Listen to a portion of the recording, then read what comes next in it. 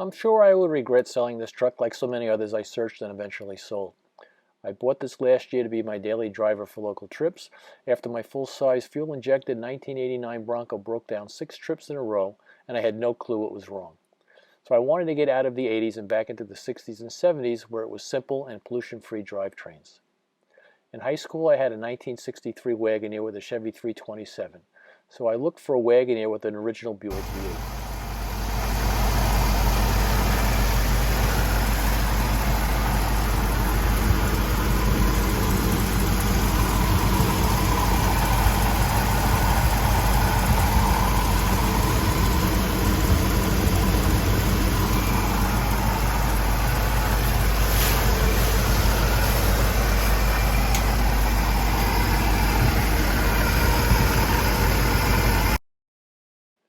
This 1970 Jeep Wagoneer now has approximately 65,225 miles on the odometer, and it could be the actual mileage.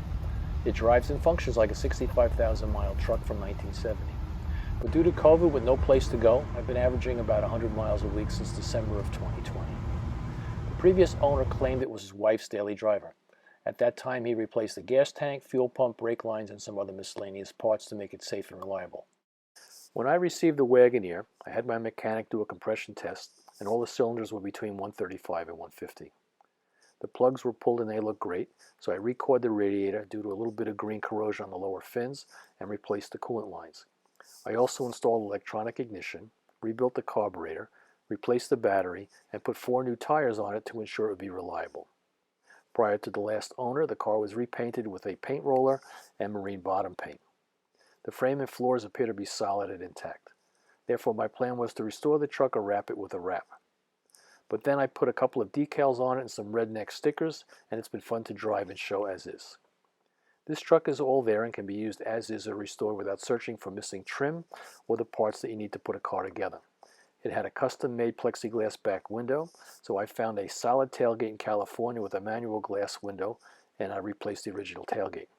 I tracked down the spare tire carrier and support, so the spare tire is now mounted under the back. I'm moving on to a Restomod 92 Jeep Cherokee with an LS2 5-speed, so if you need additional information, see the listing below in the description of this YouTube listing, or reach out to me and I'll get back to you. Thank you and have a great day.